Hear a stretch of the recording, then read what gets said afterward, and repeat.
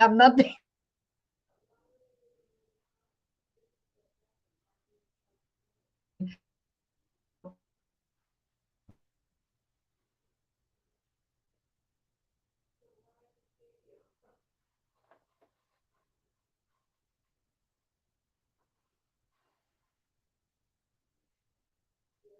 Listen,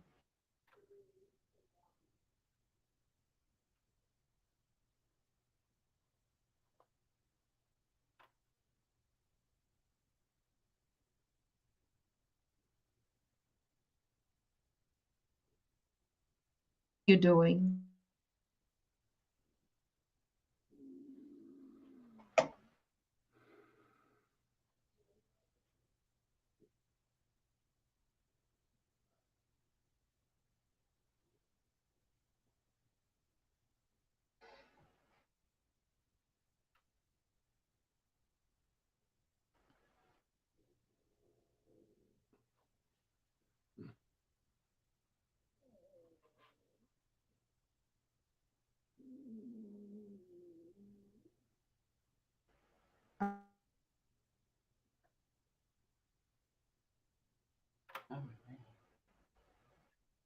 Can you hear me? Yes, just now you came back, but you froze for a long time, a minute or so. Oh, okay. I don't know what was happening, but anyway, did you hear the introduction? Did you hear everything that I said? I heard the introduction, but the last part of whatever it was you said, I didn't get. So I don't know if I'm on or not. That's my right. You are on. You are Uh, on, but you hear me, right? I can hear you now. Okay. Thanks very much. Okay. Oh, Thanks very much for having me on your show. It is indeed an honor as well as a pleasure. And it's a great opportunity for me to talk to you and your listeners about my father and his legacy. And I think just to start with, we need to set the stage a little bit because basically, my father was born in 1887 in Jamaica in the Caribbean. And at that particular time, that's 2 years after Africa was carved up at the Berlin Conference by European powers. And mhm. it's about 50 years after the end of slavery, which was 1834, 1838. So the period of time was 50 years after surgery and right at the beginning of colonialism. So this now was a situation where, African people had been oppressed for more than 300 years and coming out of slavery only to be trapped within a colonial mentality, which was a mentality of what basically white supremacy. And, we had been dehumanized, our history had been taken away from us, and we'd been treated as chattel slaves, which basically means that we were treated not as human beings, but as some form of animal. So our history had been taken away from us. Basically, our humanity was taken away from us. And as you know, the conditions of slavery, it was almost impossible for us to have cultural continuity with the motherland. So that was how my father was born into that, and that's how he grew up. And from a very early age, he was concerned about the conditions under which African people lived. Initially, of course, at home in Jamaica, he became a printer. He was an apprentice to his godfather, who was a master printer. His father was a master mason, and through his printing, and his father also, had an extensive library. He was a bit of a village lawyer, if you will. So he got, significant acquaintance with books and the whole publishing industry. So he was very much a man of the word, so to speak. So he knew the language. He read books, and he began to understand the conditions of African people in Jamaica. And then very early on, he traveled throughout the Caribbean. He went to places like Costa Rica and Nicaragua, working on the plantations, United Fruit Company, and the railway lines there in Costa Rica. He went to Panama, working on the Panama Canal, which was a major event at that time, being run by the United States. So he saw the inequities whereby, African people, Negroes, as we were called at that time, were paid in silver, whereas white people, Europeans doing the same work, were paid in gold. And of course, you know the difference between silver and gold. So again, he saw the conditions there. He came back to Jamaica and then he traveled to Europe in 1912 and saw the conditions again in Europe. He went to England, but then traveled throughout Ireland and Scotland. And then on the continent itself, he went to Germany, Italy, France, and so on. So he saw how Europeans lived at home. He visited the British Parliament. He took courses at Birkbeck College. And then he worked on a newspaper, a magazine, the African Times and Orient Review, which was run and edited, you know, by an Egyptian of the original stock, shall we say, of whom the Egyptians were. So he learned a lot about Africa through that. There was also an extensive library about Africa in the offices of the African Times of Orient Review, and that was run by Dus Muhammad Ali. So with that extensive knowledge and then discussing with students and also sailors from all over the world, he developed a practical understanding of what the conditions in Africa, and then came back to Jamaica in 1914. But he had read Booker T. Washington's book Up from Slavery, and he was interested in what Booker T was doing in the United States, which was developing the Tuskegee Institute. This was a period now of industrialization, and the Tuskegee approach was to train Africans, again as we were called Negroes, in the basics of industrialization and commerce, meaning the different trades, carpentry, masonry, electrical work, farming, and engineering, and so on. And this was Booker T's way of training African Americans to enter the industrial commercial era. My dad appreciated that and corresponded with him and wanted to do the same in Jamaica to develop, you know, Afro-Caribbean people. So Booker T died in 1915, but my dad came to the United States in 1916 and visited Tuskegee. He also traveled, you know, all over the United States. In 1 year, he traveled through about 36 states to see the conditions of African people in the United States. So he developed an extensive understanding of the conditions of African people worldwide, here in the United States, in the Caribbean, Latin America, as well as in Europe. He founded the organization, the Universal Negro Improvement Association and African Communities League in 1914. And as I mentioned, he came to the United States in 1916. The idea was to extensively study Tuskegee University in Tuskegee, Alabama, and to raise funds to develop a similar institute in Jamaica. But he got caught up, shall we say, in what was going on in the United States at this time, because again, this was the First World War, which was from 1914 to 1918. So many soldiers were coming back, you know, from the front in Europe. They had been fighting for democracy. And even though they were fighting for democracy, they were still being marginalized, and they were still being treated in a subhuman fashion. And many of them, even in uniform, coming back to the United States, were being lynched.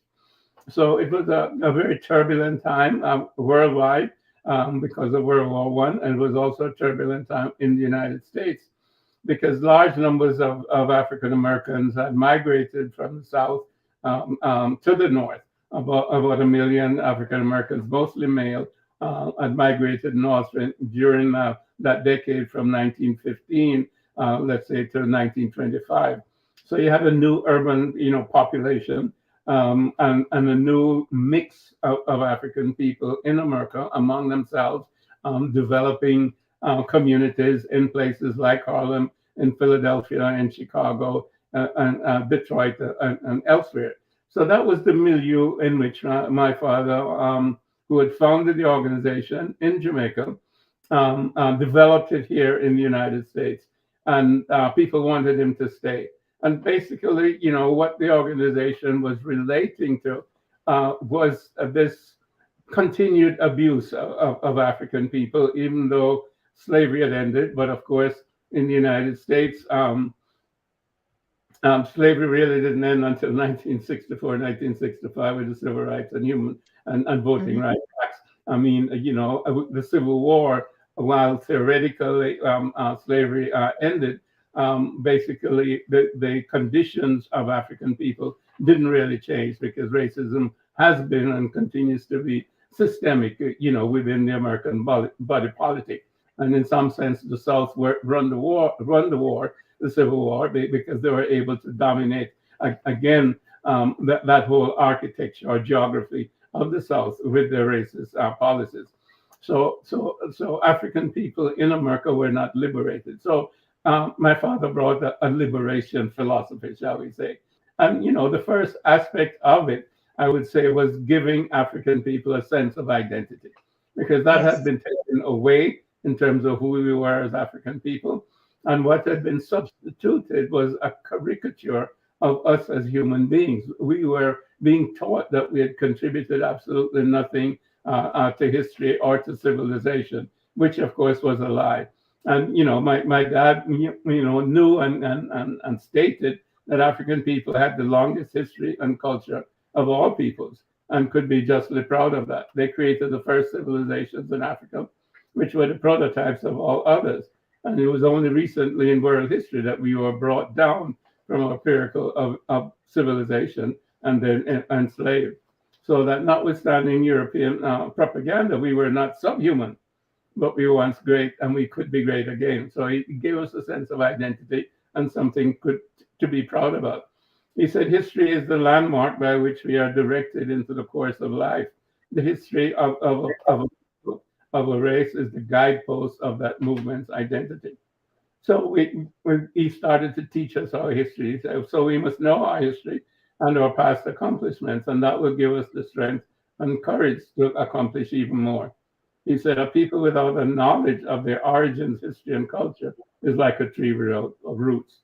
So we didn't Right. need to depend on others for our own development, but we must use our own intelligence and creative genius to solve the problems that we currently face and to determine our own agenda and destiny. He said, God and nature first made us what we are. Then, out of our own creative genius, we make ourselves what we want to be.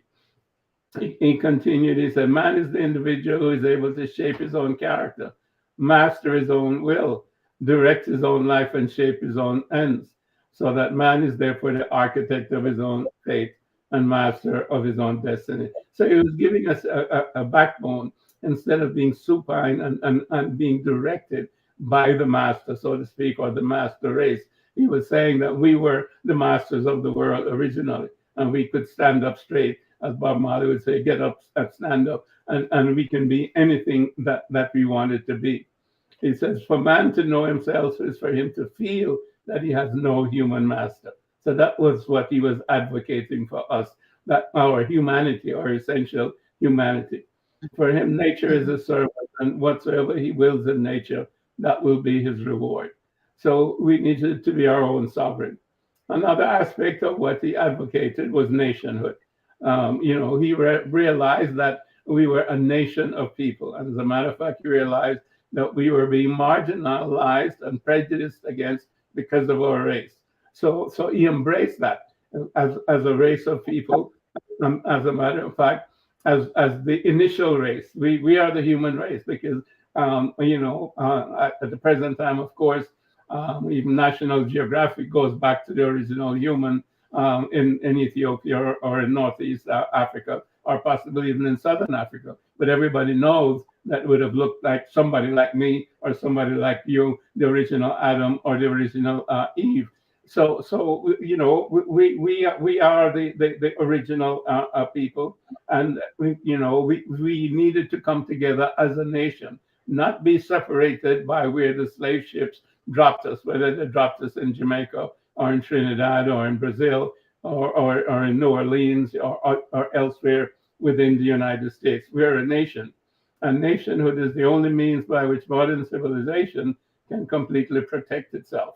So we needed independence of nationality, independence of government. And that is what is needed to protect the individual and the group. So nationhood is the highest ideal of all peoples. So he propagated that idea of nationhood. As a matter of fact, in 1920 at a convention in New York, basically at the headquarters in Liberty Hall, where he had 2,500 delegates from African delegates from all over the world participating during the month of August in 1920. And that was the first international convention of the Negro peoples of the world. The very first international convention of the Negro peoples of the world. And this was at a time where he had the organization had been in existence for about 6 years. He'd been in the United States, and the headquarters had been moved to the United States. Sorry, since about 1918. So this was 1920. And at that time, he had more than 2 million followers. So it was a magnificent event with parades, with an opening meeting at Madison Square Gardens where there was overflow capacity crowd. And they deliberated for the month of August and came up with the demands of the Negro peoples of the world. About 54 statements of what the conditions were and what they would not tolerate anymore and what they were going to do to create this Pan-African nation that would not only protect African people, but would become, a government, so that there would be a sustainable economic development and prosperity for African people. But of course, this terrorized not only America but the colonial powers, at the time. But as he said, I'll just read you a little bit here of the poem that he had from 1927. This was his vision. The United States of Africa. Hail, United States of Africa, free. Hail, motherland, most bright, divinely fair. State in perfect sisterhood united. Born of truth, mighty thou shalt ever be. So, there was the basis of the United States of Africa that he was calling for way back then in the 20s. And now, of course, we have the African Union at the present time, but we have 54 or 55 independent states. We do not have the African diaspora properly united with the African continent per se, in terms of us as the sixth region. So we need to propagate that. That is part of his legacy that he has left to us. I think one other area that we need to look at is his definition of the need for a strong economic base. That as he said, every student of economics knows that the race can only be saved through a solid industrial foundation. Take away industry from a race, take away political freedom from a race, and you have a group of slaves. So a race that is solely dependent upon another for its economic existence sooner or later died. So that is the basis of his organization, and the basis of what really could be called a nation in exile had to be a strong economic base. So that's why he had like the Black Star Line. That's why he had the Negro Factories Corporation, which had a number of enterprises in Harlem and basically throughout the different branches of the organization. There was a millinery store, a tailor shop, dressmaking shop. They made the first black dolls. There was a laundry. There were restaurants. There were hotels. There was a moving company. And many small and medium-sized businesses, and of course the major business itself was at the Black Star Line, which they ended up buying 3 ships during negotiations for the 4th. And the concept of the Black Star Line was then to engage in commerce between Africa, the Caribbean, and the United States. The feeling was that Africa had the raw materials, and those of us in the West had developed, certain skills in terms of manufacturing skills. So we could use the raw materials and develop the manufactured products, and then commercially again engage in commerce between the three areas, as well as it wasn't just commerce and industry, but also in terms of moving goods and moving people. So the idea was for some of us to go to Africa to help to develop Africa, and that was part of what was the Liberia project. But the Black Star Line itself, the ships traveled throughout the Caribbean. They went to places like Cuba and Costa Rica and Jamaica and up and down the coastline, the eastern coastline of the United States. But of course, again, this brought him to the attention of J. Edgar Hoover and the FBI. And there was a major effort from 1919 to destroy Marcus Garvey, to find a way. There's an internal FBI memo that says there's a Negro agitator up in Harlem, and we have to find a way to get him. And of course, the first Negro FBI agents were employed at that time to enter the organization, to disrupt it internally, as well as to bring information from the organization to the FBI, to J. Edgar Hoover. And they eventually brought him up on charges. Well, first of all, they tried to kill him.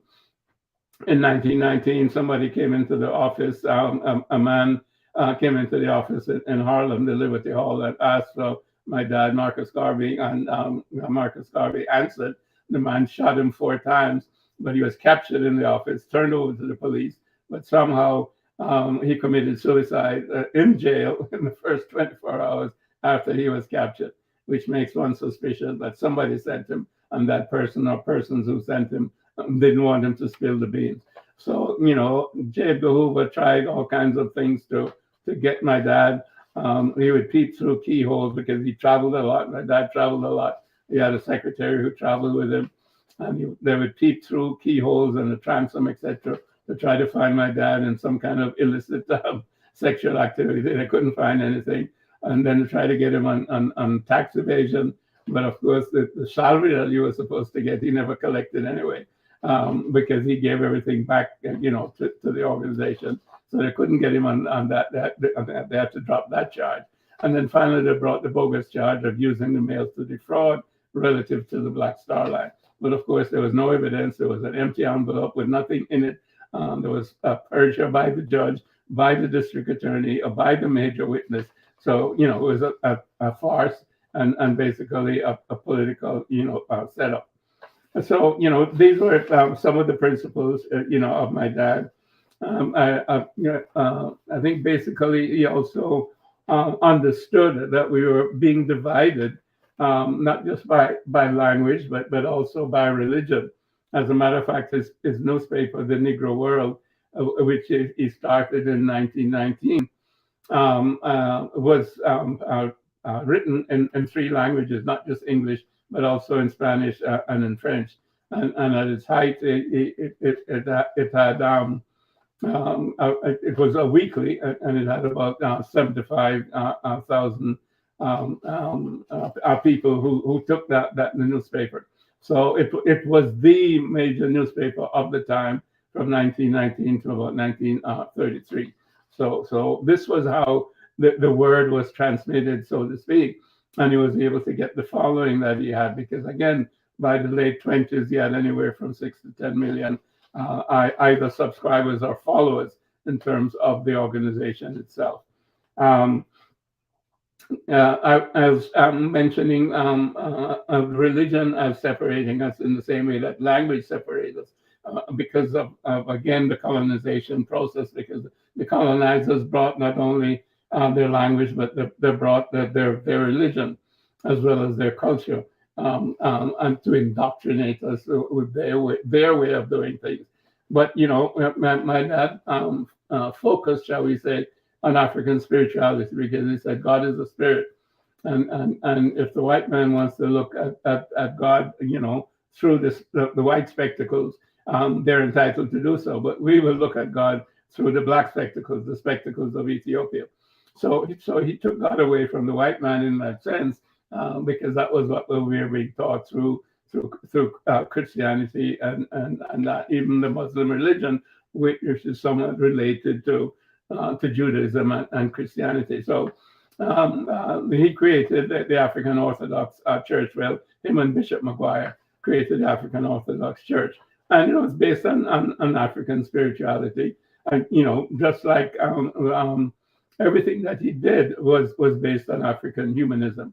But if we understand ourselves as African people, and this is again traditional, going all the way back to Kemet and so on, and that we're spiritual creatures, having a physical experience, and when we link the spirit with the physical through the mind. So we're spiritual, mental, and physical. And this is our understanding. And I think it differs again from the European understanding, who only sees the human being basically as mental and physical. And as you understand that the basic philosophy of Europe and Europeans is a materialistic philosophy. It is based on scientific materialism, which goes back to people like Kepler and Laplace and Newton and so on, that believe only in what can be measured in some way, or identified through the five senses or extensions of the five senses. So only the physical material universe is of importance, and everything else is neglected. Well, the physical universe is less than 5% of the universe. So it shows you that that philosophy and that approach to life is extremely limited. And that's why we have to develop our own systems based on our own understanding, which is that spirituality is primary and mental and physical is secondary. And so that's what he brought back to us. And that was present in Kemet in terms of the theocracy that was practiced there and held Kemet together for 3,000 years. It was not a materialistic philosophy. It was a philosophy, you might say, of spiritual science, or a science of a divine science. So this, in some sort of a nutshell, was Garvey in terms of philosophy, theology. Basically, the socio-political action plan is for us to be who we are in terms of our own development, using our own ideas and our own traditions, and not relying on the traditions of others. If we can look back at the last 500 years, if we look back at the present time, of European expansion, we can see their extension, as I mentioned, through the Berlin Conference. We can see also what happened in 1944, the Bretton Woods Conference, which was the foundation for the New World Order that gave us the IMF, the World Bank, the World Trade Organization, and the United Nations, which is really the basis of neocolonialism. So this is the stereotypical Eurocentric model, if you will, which is based on a falsification of history, because the whole idea is that somehow history began with the Greeks. Well, history didn't begin with Greece. It didn't begin with Europe. It began with the original people. It began with African people. And Kemet has an oral tradition that goes back 40,000 years. And it has a written tradition that goes back 6,000 to 10,000 years. So we are the original people. We are the originators of history, and we're originators of science. And we, whether you call it agriculture, astronomy, medicine, building, and any area of science you can think of, it was originated by African people. And the Greeks and others came to Africa to learn from our civilization. So this is what Marcus Garvey was trying to reform, shall we say, in terms of the organization, and redeem, reformulate, I should say, and redeem in terms of a reconstruction of African civilization, based on our own history and our own understanding of who we are as a people, and how we as a people relate to the environment, because he understood that was one whole, and it had to be in balance. And of course, that's the principle of Ma'at. It's also the principle of Ubuntu, which has come down to us in terms of modern times as that. And also so many different cultures in Africa, through the Songhai Empire, through the Dogon, through the Yoruba, etc., and the Akan. So this is endemic to us. We simply have to unite around it and redevelop that African consciousness, which is based on an African spirituality. Consciousness is not simply, or spirituality is not simply consciousness, but consciousness goes along with power. You can't separate them. It's like Shiva and Shakti, and it goes along with information or knowledge or wisdom.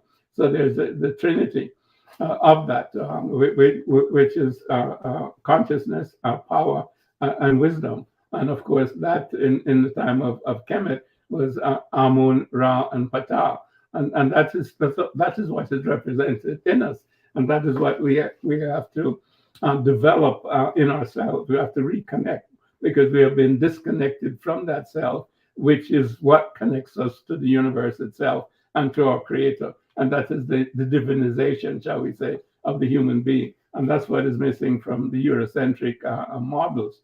So, we have to create, and use our own means to develop and publish content using TV, radio, smartphones, internet, websites, social media, etc., to tell our story in terms of who we are, what we've done over time, and what we need to become to reconstruct ourselves as a people, despite invasions from the Arabs, 1,000 years ago, as well as from the Europeans, 500 years ago, and continued invasion. So we have to understand that, and we have to teach our young people that, so that we can reclaim the resources of Africa, because at the present time, as you know, we're certainly the richest continent in the world.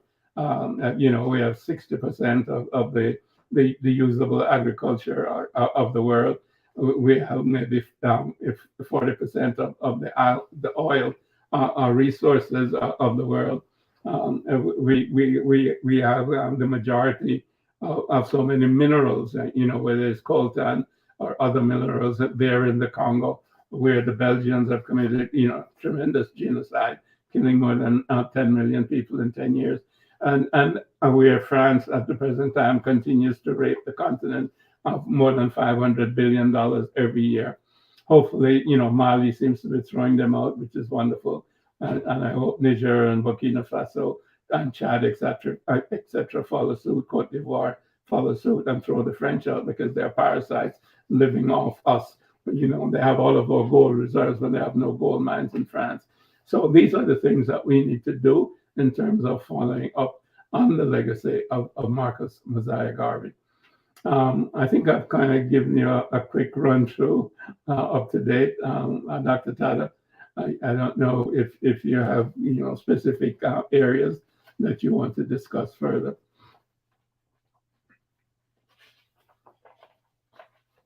And listen and learn as well, particularly the fact that when we are two on the screen, it just starts freezing, and or they cut me or throw you out. So I hope the audience has just understood. But I was in the background and I listened to everything, and I'm taking down notes as usual. Yes. Dr. King actually described or referred to ancestor Garvey as the first man on a mass scale and level to give millions of Negroes a sense of identity and destiny. You already said that. It was his pride for Africans to own an identity that belongs to them. I would just go back now to the sect to address some, you know, direct questions pertaining to you. How does it feel growing up and being a child or a son, a king that you are now, an elder of such an activist and been through what he went through? Did you experience some periods of trauma, or But now you are a surgeon, not only a surgeon, a medical professional with a track record, incredible track record. I mean, during this process of all the injustices rendered against your father, how was it at home with your mom, with the other siblings? How did this his engagement affect you? Well, basically, there are two of us. I have an older brother, Marcus Garvey Jr. He's 3 years older than I am. And as a Hmm. matter of fact, he passed 2 years ago. So I'm the only surviving sibling, shall we say. But we were brought up largely by my mother because at an early, at an early age for us, my father left Jamaica and went to England. After his imprisonment in the United States, he was deported to Jamaica, where he stayed from 1927. And he entered politics and continued the organization. He entered politics, created the first political party, the first labor union. He was elected to the city council, etc. But he was being pinned in, by the colonial authorities. And of course, his mission was larger than just Jamaica per se. So in Hmm. 1935, he moved the organization from its headquarters now, which was in Kingston, to London. So we followed him a few years later. So myself and my brother, again, we were very young then. We spent about 2 to 3 years in England. But then the Second World War was coming along, plus the fact that my brother developed arthritis in his right knee due to the cold, wet climate in London, as you can imagine. If you've been to London, you always ask, when is the sun going to shine?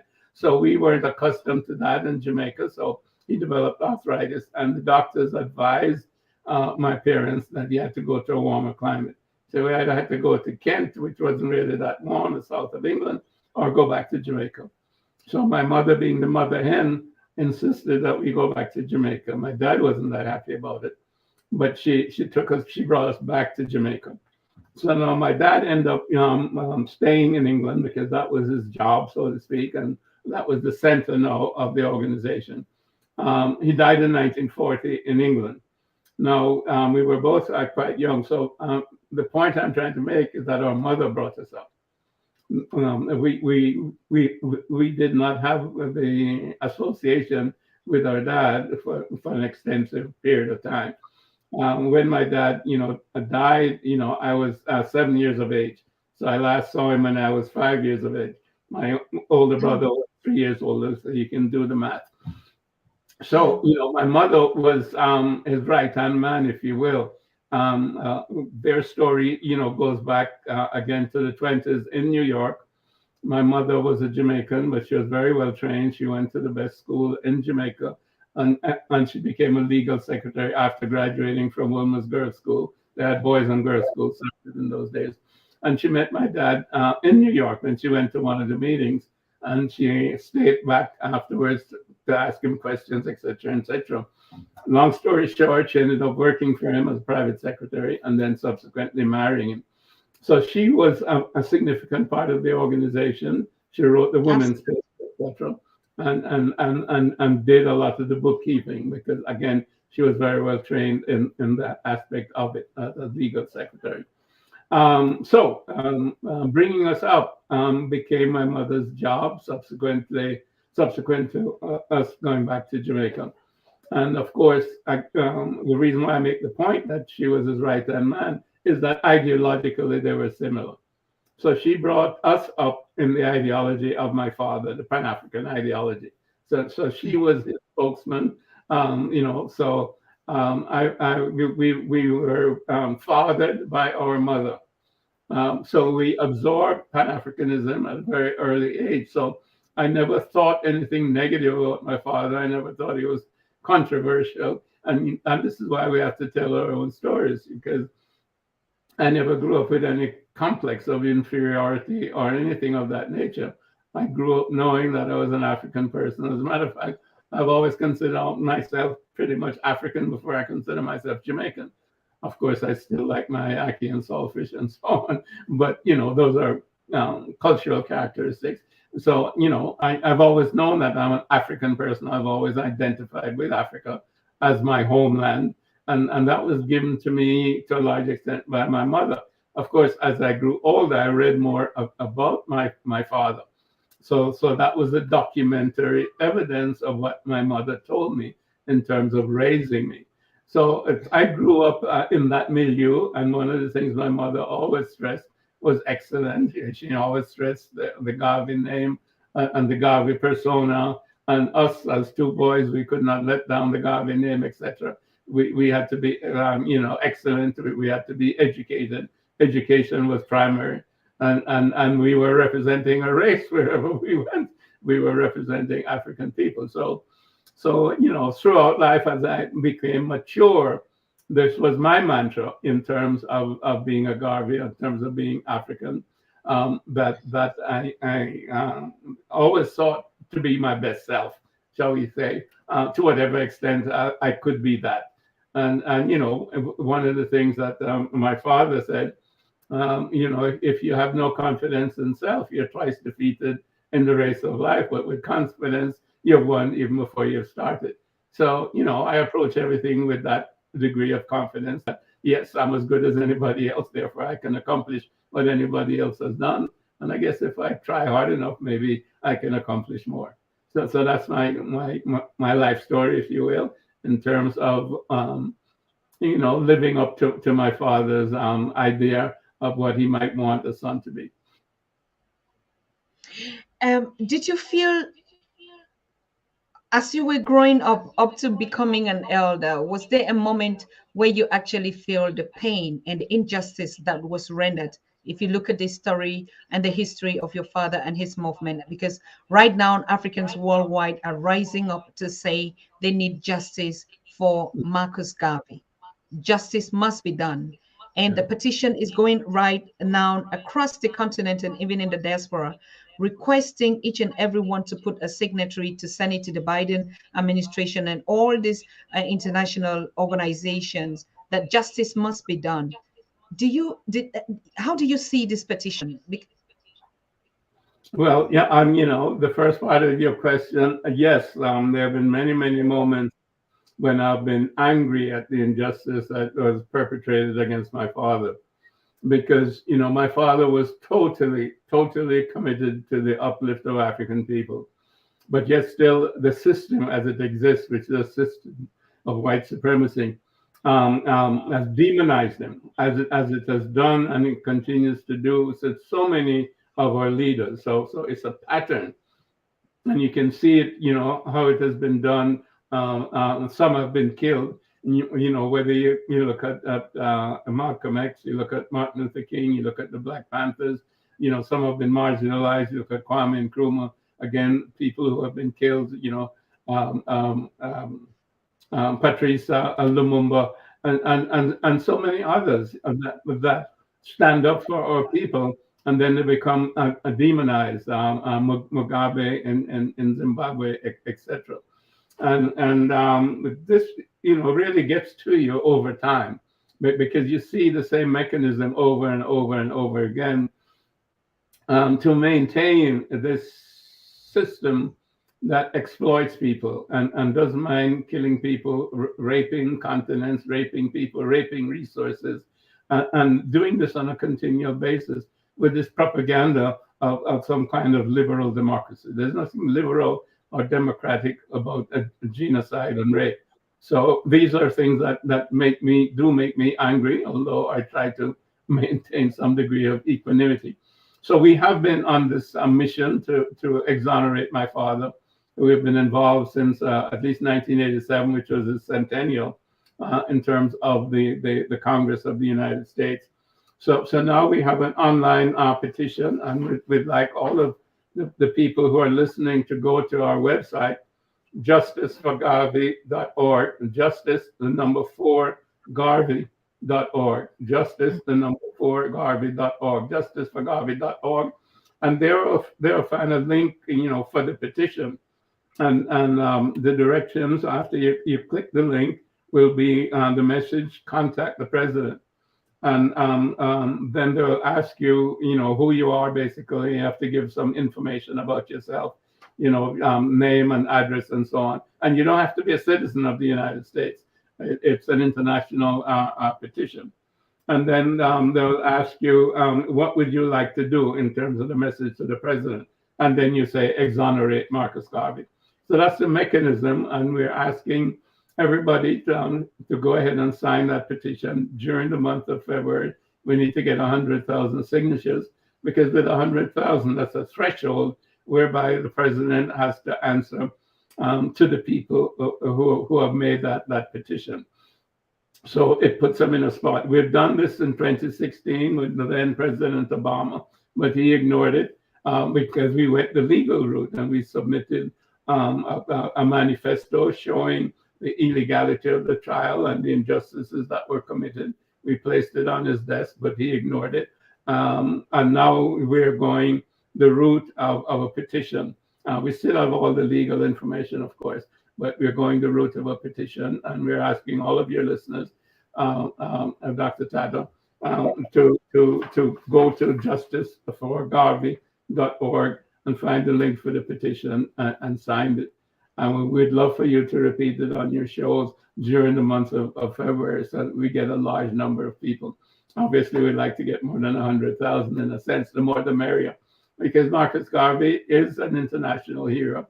He is the great Pan-Africanist of the first half of the 20th century, when he passed the baton on to people such as Kwame Nkrumah and Malcolm X. So it's foundational for us as an African people, worldwide, to support our leaders and not allow white supremacists to dictate who our leaders are, or to denigrate our leadership or our ideals. Thank you so much. That is going to be on our top list on every guest, and all of you that are watching, you know what you have to do.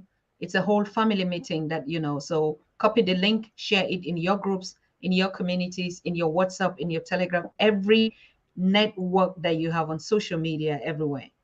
Justiceforgarvey.org. That is our work. That's our homework, right? It is not enough for us just to always make quotations and talk about our ancestors and their work. If it is time for action, then we all have to get to work. They built that foundation, they let it. Now it is for us just even to roll the stone of what they already said. So a lot of respect to you, Baba. And coming back to your present day as a neurosurgeon, am I right? You are. No, you're thoracic and vascular surgeon. The heart blood vessels, and what's in the chest, not what's in the head. Can you just describe it a little bit? I didn't know that. Cardiothoracic. Cardio means heart. Thoracic means what's in the chest, and vascular means blood vessels. All the blood vessels that are attached to the heart. So the carotid vessels, the vessels in the legs, etc., etc. So that was, basically what I practiced over time. I've retired now the last 2 or 3 years or so. So I'm no longer a practicing cardio, thoracic, and vascular surgeon. But you can advise. Yeah, what would you advise? Like particularly our eating habit, and even the idea of our mental. Do you think most of these diseases also come from the trauma of the past and all these historical things that have been done to the African that causes such bad diseases? Absolutely, my dear. The first health really is mental health, because the mind controls the body. And, one of the fallacies in some sense in terms of Western medicine is the belief that the interventions that we practice are what heals. But even me as a surgeon, if I cut somebody open, I don't heal them. I may stitch them up, but it's the body that heals itself. So we have lost the understanding that health and healing resides in the body. And it's the balance of the body with the environment that creates health. And a lot of that has to do with our mental activity, which regulates our behavior. So that if mentally, we feel that we have to eat, 10 Big Macs or 10 hot dogs or 10 Coca-Colas, 32 ounces or whatever it is, then that is going to affect our body and that's going to affect our health. No, no, no, no. Granted, when you get diabetes, you may have obstructions in your blood vessels, and the Western medical, system can do angioplasties or bypasses or what have you. But the point is that you end up in a number of chronic diseases, and if you look at the situation now in Western countries, let's just say the United States of America, most of the diseases are chronic diseases that really, you might say, have no treatment, whether it's diabetes, hypertension, stroke, and on and on. They're related to obesity. They're related to lifestyle, and the medications that are taken, are basically treating symptoms. Well, if we all, ate a plant-based diet instead of the 10 Big Macs and milk, etc., that our body doesn't need after we're children, then we wouldn't have all of these chronic diseases. And that's so that 70 to 80% of the diseases that we have can be treated by the appropriate diet and the appropriate behavior, which is lifestyle. And that's based on our mental, our educational understanding of who we are and what to do. Unfortunately, most of the public information is shall we say, paid for and is propaganda, by the dairy industry, by the meat industry, by big pharma, by big agriculture, who gives you, all of these foods that are not really nutritious, but they've been treated with pesticides and fertilizers and GMOs and so on. So that we're eating a lot of trash that is not nutritive.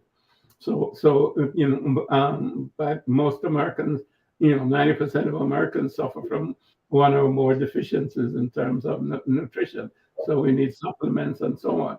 So, that's the background of our health problems. And you can bring it up to date with COVID. Most of the mortalities in people who have had pre-existing conditions, so that the immune system has not been strong enough to resist the virus.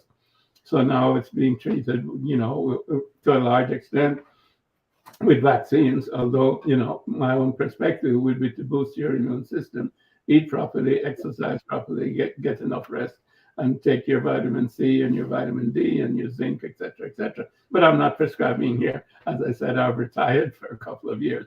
But yes, I've been in the medical system for a long time, and I think that there are other systems of medicine that are appropriate beside the Western system, which is only one of many systems. There's the Indian system, there's the Chinese system, and of course there's African traditional medicines, which have a lot of healing techniques. And us as African people, we need to be broad-minded and really look at things and examine things properly, so that we don't throw out the baby with the bathwater. Mhm. Okay, thank you very much, Baba. We have a young. I have two more questions. Be on the women and your mothers that raised you, and the role that they played in the liberation and even in the vision of your father. The first one is your mother, Ami Jacques, ancestor. You already said at the age of 5. So that transformation of bringing you and all what putting that vision into you was the contribution of your mother. Then we also know that he had another wife, Amy Ashwood, whom we already know, so a very famous liberator and freedom fighter. Now, how would you describe these two characters of these mothers and their contribution to the work of your dad? Well, I don't know much about his first wife. I think they were married for a few months, and they Yeah. had internal differences. But she was one of the co-founders of the UNIA back in Jamaica when my dad came back in 1914 to Jamaica. I think she was a lady of 17, and at that time she was one of the founding members of the UNIA. But I don't know much about her, in terms of what she did, etc., etc., her life. As Mhm. I mentioned in terms of my mother, she raised both myself and my mother and my brother, older brother. She devoted herself to us. She never brought another man into the house, although she was young and she was attractive. But no man ever came into the house to court her or whatever. She was totally devoted to us, and she was totally devoted to the memory of my father. And she became very active in terms of the local UNIA in Jamaica, in Kingston, as Mm-hmm. well as local politics. And she campaigned for what was then, what still is, the People's National Party on their platform. They wanted her to run for office, but she didn't want it because, again, she wanted to devote all of her time to us in terms of development of myself and my brother. My brother was very bright, and as I mentioned, he had a problem with his knee, so he probably needed a little bit more support, you might say, than I did. Although he wasn't crippled, but he couldn't participate in sports to the same level that I could per se. But he was very brilliant intellectually, and she supported him extensively in that area. And when we first came back from England, he was in a wheelchair, and she'd have to take care of him and so on and so forth. We had servants to assist, and that was the way we were brought up in Jamaica. We were, you might say, middle class or upper middle class, whatever you want to call it. So she provided a major, stable, home environment. On her side, she came from a family with property. Jakes, that was her maiden name, Amy Jakes, and they had extensive property. Her father had extensive property, and his side was related to the first mayor, one of the first mayors of Kingston. So they came from a particular lineage, shall we say, and both in terms of lineage and in terms of property. And as you might expect, being a colonial territory, there was something of a class structure. So we were very, very much in an upper scale class, shall we say, relative to others in terms of our upbringing. So we were brought up, with everything that we needed as young people. I remember traveling to the United States and so on, which, very few kids got to do at that time. And we'd been to England and come back and so on and so forth. And of course, we're something of celebrities. So, our upbringing was very salubrious, if you will. And I don't think I allowed it to spoil me because my mother always said, we had to keep our eyes on the prize. And that was to be, excellent in terms of who we were. And we can't disgrace the Garvey name, as I mentioned before. So we always had that yardstick, and we always had that bar to jump over, so that we had to be, you might say, better than average. We couldn't just be la-da-da, la-da-da. We were Garveys. So she really put that into us. And, so we did the best that we could do. And, my older brother had multiple degrees. He was a physicist and electrical engineer. Again, as I mentioned, quite bright. I am a cardiothoracic surgeon. Not too bad, in terms of what I do or have done in the past. So, I think she did very well by us. I'm very pleased in terms of my upbringing. As I like to tell you people about me, that when they ask me about being born, to someone like Marcus Garvey, I said, well, I chose my parents very well. Get. I was going to come to that one. We already talked about. We all know it's not only you directly as the son, but the whole African community is bitter about the injustices that were meted upon him and all the other leaders. And he is now getting this awakened. The young people are taking into their hands to say, no, somehow justice has to be done. It doesn't matter if we can document and we have all those proofs. But then there are moments where, when you walked up and they say, this is a Mavi, and this is a Garvey, sorry, and you were just like, I mean, proud, isn't it, to be a Garvey? Yes, I've received many honors of being the son of Marcus Garvey. Many streets have been named after him. I've gotten so many accolades by different mayors and presidents, and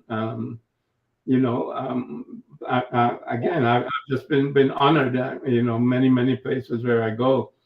And like beyond the honors, it's always good. You go somewhere, or somebody meets you or calls you on the phone, and then to tell you, oh, my father, my grandfather, my uncle, or whatever it is, was a member of the UNIA.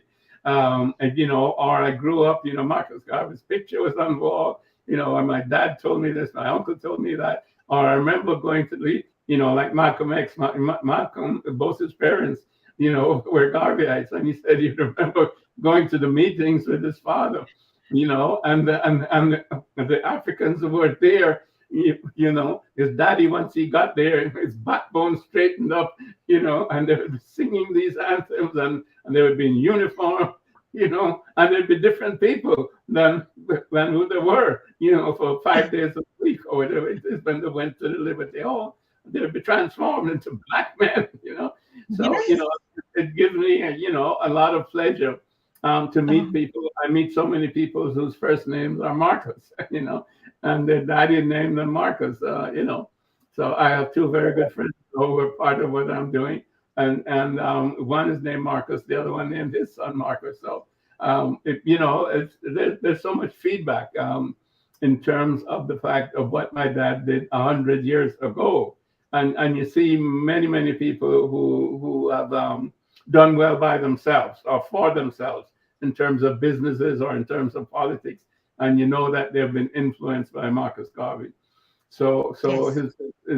his work and his legacy are profound, and they infiltrate. Like Nelson Mandela's grandson would tell me, how much Nelson Mandela, would talk about, my dad, etc., in terms of his own, philosophy and formation.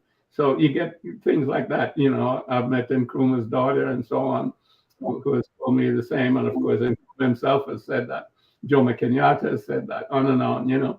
I have a very good relationship with Malcolm's oldest daughter. And as a matter of fact, she's part of one of those who are campaigning for my dad's exoneration. She has me on several panels coming up now this February. So we went to the Caribbean because Malcolm's mother was from one of the small islands, Grenada, in the Caribbean, and Malcolm's daughter took me there, because they had invited her there, to honor her mother's memory. So there's like a family of Garveyites out there who everywhere you go, you meet someone who says, yes, the red, black, and green, of course, you see it everywhere. That was the flag that my father or the UNIA gave to African people. So that's our liberation Mhm. flag. So every time I see the red, black, and green, I said, yeah, I know Garvey's alive and his ideas are alive. So that's heartwarming. It's amazing. You're just talking, I'm all goosebump, and everybody, it's fantastic to sit and, get this moment, because most of the time we're not only talking about, the things that they did. To us, that justice will regulate it by nature or by hook or by any cause. But that this moment that you meet everyone on the street and somebody seems to must know you, it's a must. And I think that's the actually the philosophy or the idea of the village or the African. Like I used to say, nobody seemed maybe would even know you as a person, as Dr. Julius Garvey. Your personality is actually termed to Marcus Mosiah Garvey. And we always calling on us as parents and even from our parents to know that everything that we leave here is going to represent us in the mutations that we live through our transformation. So if you're a kind of a father that you have to think, or a mother, what is it that when I leave and they see my children on the street, they will remember about me? Because from our own African culture and what we learned in the village, we don't even own an identity. All our identities are always accompanied by from our parents. So if your parents were a murder or this kind of leadership, just we just imagine the leaders whom we know. Just imagine how you hear even just the name of their daughters or their son, how we react. So it's a huge impact. And even on that topic, we're really going to be talking about what kind of legacy we leave as Africans, because this is a living monument of the Garveys, the only living one that is alive today, and grandchildren, maybe great grandchildren. But it's a replica everywhere he goes. Nobody even seems to know who is really him, like a person. So we are not individuals, we are a continuation of whom our ancestors have been, and they're coming in every form. So we're just talking to Marcus Mosiah Garvey right here in this body with this other experience now. And like you said, yes, Baba, the inspiration is everywhere, particularly the young people on the continent. I mean, we can say, okay, he was in the diaspora. A lot of history should be written about him, should be spoken about him. We're also had a question in which Cheryl is asking, do they teach the philosophy and the vision of Marcus Garvey in the Caribbean schools? We think this is not just in the Caribbean school. This has to go in the curriculum of the Africans, of the Pan-Africanists, and it's everywhere. But it has to be included on the Black Studies curriculum worldwide for everywhere that Africans are. If they were not included in the schools, we as parents have the responsibility to teach our children. We know what homeschooling has done to teach our children about whom our ancestors or whom their ancestors were, great ones and the legends of today. So the education has to continue from home, from community, from any space that we seem to sit. The next generation is only going to be talking about these fathers and legends of Pan-Africanism. There's just no way. It's too late to stop that right now. I'm sorry. It's really too late. So, yes, the last thing you said was the idea of the identity. And we have a young man that is coming on the Pan African Daily TV tomorrow. He's a Nigerian, 26 years old, neurosurgery, God, neurosurgical or neurosurgeon, I don't know how to call it, a medical student anyway. He does surgery. And his illustrations that he created, you know, about the black fetus in a black woman's womb went so viral on all the mainstream medias. I think everybody has been seeing the name Chidibere Ibe. And when I talked to him before I brought him on the show, exactly this is the point that he said. He said he read Marcus Garvey. Marcus Garvey said we have to be attached to our identity. And that was what motivated him also in his studies to create that black fetus, which is I think one of the first illustrations in that art, and to be able to, start changing or representing this diversity. I mean, when you look at that, I think that's the sixth generation. He's 26 years old and he's coming on the show. So, but the one thing I wanted to say, Baba, is when I talked to him and then I looked at your biography and I see what you're doing, I know you're not going to be that generation. Nobody expects that of you, to jump in the street, write these petitions and stuff like that. You're going to lean back and give back to this kind of inspirations in terms of medical science and development and the representation of the African identity. What would you say to that? Well, basically what came out of my father's movement was the whole was the Harlem Renaissance. If you understand what that meant, as well Yes. as the whole aesthetic of Black is beautiful. The Mm, Harlem Renaissance was a flowering of African creativity, particularly in the area of music and poetry and writing. And that came out of an understanding of Black consciousness that Black people didn't have during the period of slavery, so to speak. But that's one of the things my father brought to the United States of America, was that concept, as I mentioned earlier on, in terms of identity. And when you're connected to your identity, that's how you're connected to your creativity. As I said, God and nature, first makes us who we are, and then out of our own creativity, we make ourselves what we want to be.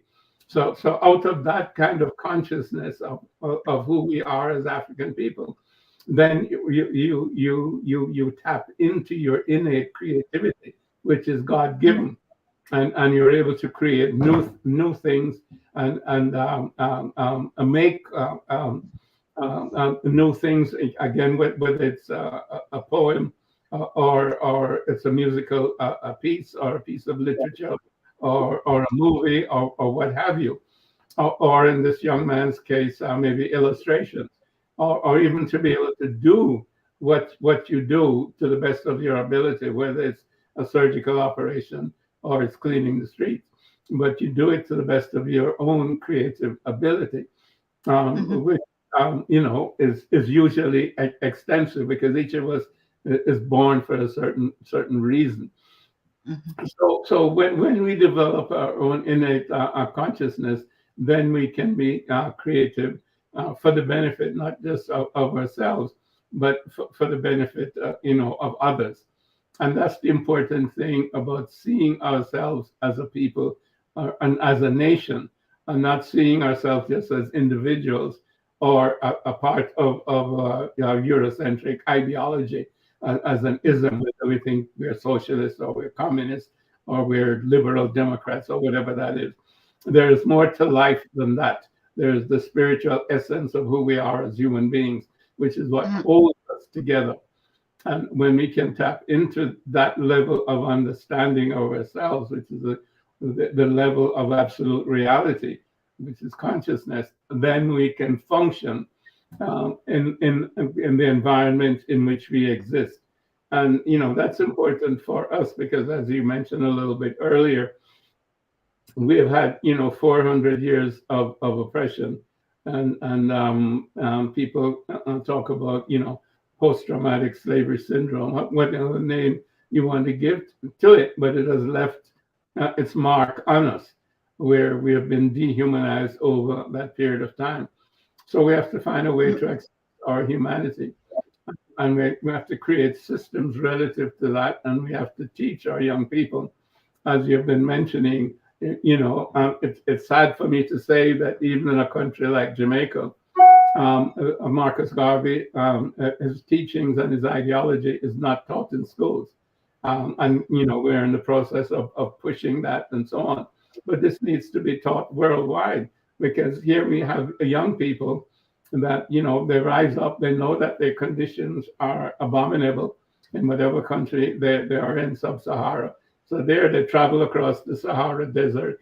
They expose themselves to slavery and whatever else in North Africa and Libya, etc. They drown in the Mediterranean, trying to get to Europe when they should be able to live in their own country, properly in an environment that assures them sustainable development and prosperity over time. But their leadership is abominable. They're not being taught what they need to be taught, which is to identify themselves as African people with a history and with traditions that are the best in the world. Because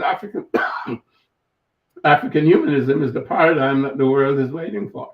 And African humanism didn't start yesterday. As I mentioned before, it started in Kemet, it's present in Ubuntu, etc., etc. We can't go into details now, but it's there in all of African civilizations, so many aspects of African civilizations. The Dogon and the Bambara and so on and so forth, Songhai, Mali empires, and what have you, the Bantu and so on. So there's so much there. There's so much wealth. It's not just the mineral wealth and the agricultural wealth, but the traditional philosophical, cosmological wealth that we have in Africa that we have to pull together and then teach our young people. And then we will reemerge as who we are, authentic African peoples to lead the world, because that's what we did. We're the first people, first civilization. So we have led the world for thousands of years, and we need to reemerge as that. And my father laid the foundation for that. So definitely, his ideology, his theology, his psychology needs to be taught in schools all over for the benefit of the young people. Absolutely correct. Good. I think we are coming to the end of the conversation today. We look forward to get you on part 2 on Tuesday. Would you be available next week? Whatever you say, Dr. Tada. I never turn down a beautiful woman. As old as I am, I never turn down a beautiful woman. I mean, we are just we thank you so much. I Thank you so never much. say no to It's beautiful woman, Dr. Tyler. about I, thank you so much, Papa. I think that's the first, right?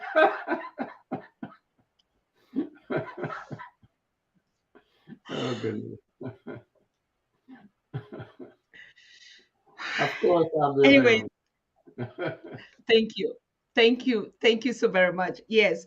Um, we don't have much time like to give back or to hand this stick to our young people, and so the little time that we have, we give as much as we can information what they need to do, what they're doing right now. And I think that's going to be our conversation. The UNIA, this organization is growing again. The spirit is of awakening, is back. The message is clear. It's like yesterday. I mean, like we're talking now to ancestor Marcus Mosiah Garvey, not to the junior that you are, but we can feel it. We feel the presence, we feel the spirit. So we think it's a lot, because people always needed a physical. That was why they brought images that didn't even represent us. So, but imagine that we're having that honor today to have an image of who he is sitting at, I mean, across us and talking to us like yesterday. So we are very thankful and grateful. The most times that we can share, particularly for you being the voice to drive this petition, it will be necessary if we invest a time in this February to actually roll that agenda through and get it across, so we get that job done and clear it off the table while we look ahead for all the further issues to do. So I thank you so very much, Baba. What is the last word that you would like to leave with us today? You're just closing anyway.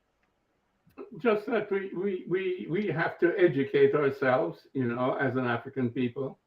And Mhm. I'd like to congratulate you on your program in terms of bringing someone like me here, to talk about, not so much who I am, but who Marcus Garvey was and some of our history in terms of going through slavery, going through colonialism, and ventilating those periods from an Afrocentric perspective. So I congratulate you on what you're doing. I encourage you to continue. And I was very, very pleased and happy to be with you again next week. And I do look forward to that. And I hope as many people as possible listen in, because your questions and your directives are exploratory and revealing. And I'm happy to be part of this dialogue. Thank you so much, Dr. Tada. Thank you. Thank you so much, Dr. Gavi. I don't know. Um, yeah. So I want to thank also the audience. We've really tuned in our numbers. I could see the viewers and the followers on Facebook, even though some were actually complaining that Facebook actually blocks a lot of them from getting comments that are coming from the live event. But we're going to rebroadcast this conversation this weekend coming, particularly the petition to follow. But I want to invite all of you again to join me tomorrow, like I said, with Chidiberi Ibe, this neurosurgical student from Nigeria, with his illustrations on the first Black fetus to be illustrated in the medical field. And we saw how viral it went on CNN, BBC, Forbes, trying to, that's what they do. They see a creative mind and African representing their own story. They take it and run with it, and it becomes now as if it's theirs. So yes, we also have to stay on the petition on our own stories. Take it and run with it. Make sure you share this video extensively. Make sure you share the petition link. You've already heard it. Make sure you connect, and in your groups, in your WhatsApp. When a story is brought, a work to do for our nation, for our people and ourselves, please pick it and run with it. Don't keep it to yourself. That's how the world is today. And that's how we spread our story, not history. Thank you so very much for being here. And we see ourselves again tomorrow. Good night. Bye bye to all of you. Bye bye. Blessings to you, Baba. Thank you for our invitation. Okay. Yes, I know. And we see him again on Tuesday. So tomorrow we're going to get Chidiberi Ibe. Please tune in. On Thursday, we're also going to get a very creative, I think the biggest visionary that I've ever met in my life. He's a Brazilian born creative visual artist, Alexandra Keto. Remember, we ought to have done this conversation, I think 3 weeks ago, but he was sick. He was not in a state of doing that. But now he's very okay as well. What Alexandra Keto did all his life as a child up to now is just drawing Mother Africa on spaces everywhere across the world. It's amazing what this young brother of Brazilian descendants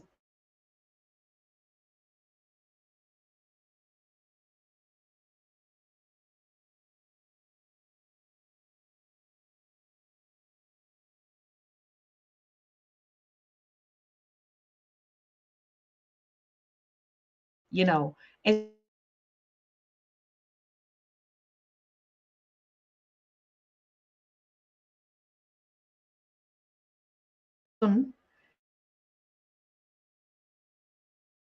did that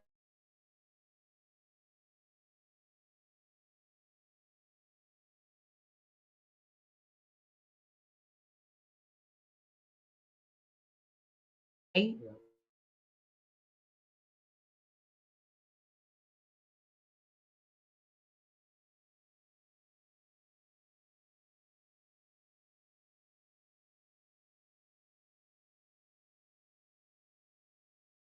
All right, so night. Bye bye. Tuko pamoja to all of you. Bye. You are watching the Pan African Daily TV with Dr. Susan Tata. The Africa we want: unity, consciousness, our culture, our spirituality, our history. One Africa for Africans worldwide. Motherlands calling its diaspora home. Join my voice. Join my team. Join my campaign. Campaign 21 hashtag 1 million subscribers on the Pan African Daily TV YouTube. Be a volunteer. Apply now. Be the new Africa.